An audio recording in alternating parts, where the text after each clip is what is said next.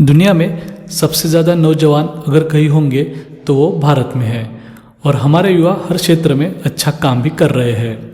तो क्यों ना पॉलिटिक्स में भी युवाओं को मौका दिया जाए। इसी सोच के चलते हर पार्टी युवाओं को टिकट भी दे रही है। तो आज हम ऐसे युवा पॉलिटिशियन देखेंगे जो कम उम्र में ही सांसद बन गए हैं और अच्छा काम भी कर रहे हैं। इस लिस्ट में हमने 17वीं लोकसभा के सांसद लिए हैं जो 2019 में सांसद बने हैं और अभी भी सांसद है। तो इस लिस्ट में 10वें स्थान पर है गौरव गोगोई।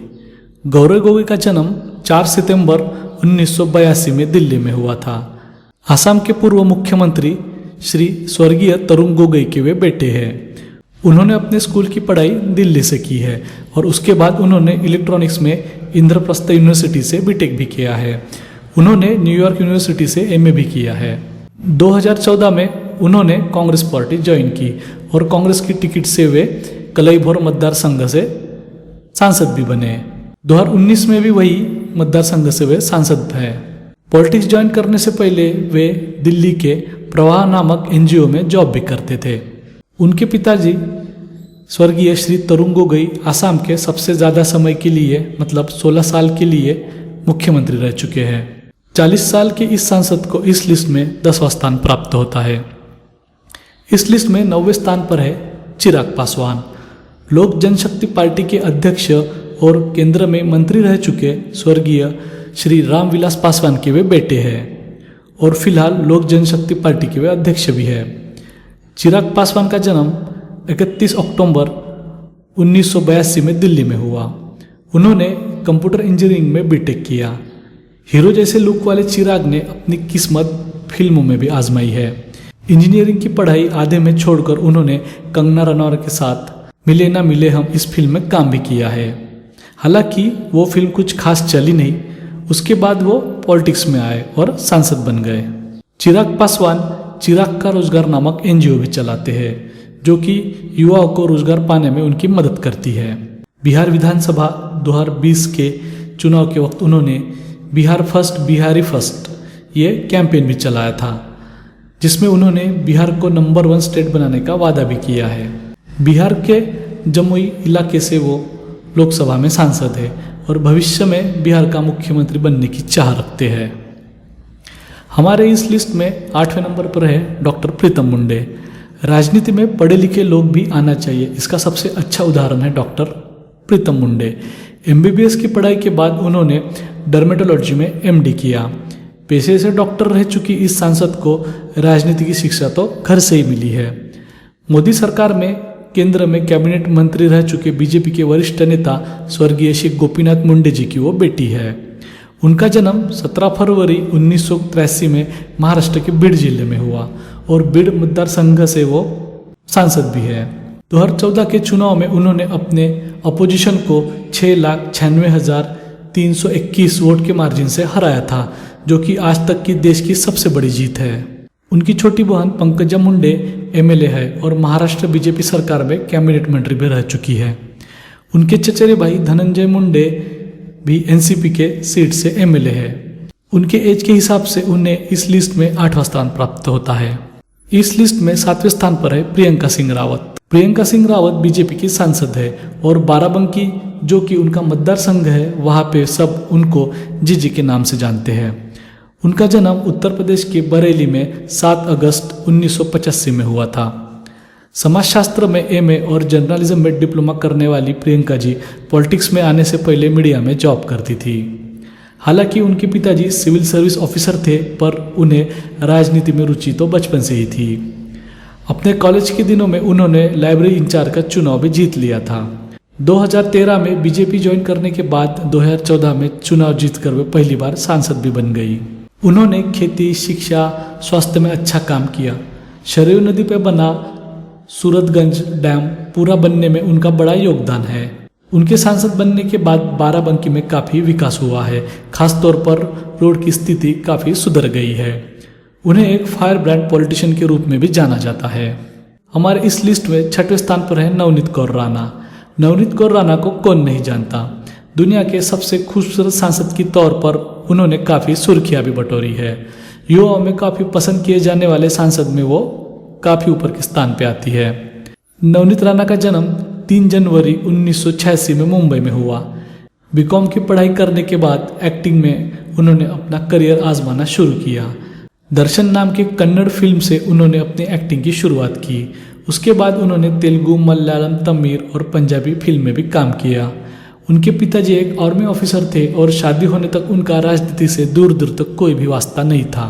जब 2011 में उनकी शादी महाराष्ट्र के बडनेरा क्षेत्र के एमएलए रवि राणा से हुई और उसके बाद उनके राजनीतिक करियर की शुरुआत हुई। हालांकि 2014 में वो एनसीपी की टिकट पर चुनाव लड़ी और हार गई। फिर 2019 के चुनाव में वह व्यक्तिगत रूप से लड़ी और अमरावती, महाराष्ट्र से सांसद भी बनी। पार्लियामेंट में आपने नवनीत राणा को स्पीच देते हुए तो सुना ही होगा। जितने लोग उनके खूबसूरती के दीवाने हैं उतने ही राजनीति के फैन हैं। इस लिस्ट में 5वें स्थान पर है रक्षा खड़से। महाराष्ट्र के रावेर क्षेत्र को रक्षा खड़से पार्लियामेंट में सांसद के तौर पर रिप्रेजेंट करती है। बीजेपी के इस सांसद का जन्म 13 मई 1987 को मध्य प्रदेश के खेतिया गांव में हुआ। उन्होंने अपनी पढ़ाई बीएससी में पूरी की है। उनकी शादी महाराष्ट्र के एनसीपी के वरिष्ठ नेता श्री एकनाथ खड़से के बेटे स्वर्गीय श्री निखिल खड़से से हुई है। उन्होंने अपने राजनीतिक करियर की शुरुआत कोठाड़ी गांव की सरपंच बनके की।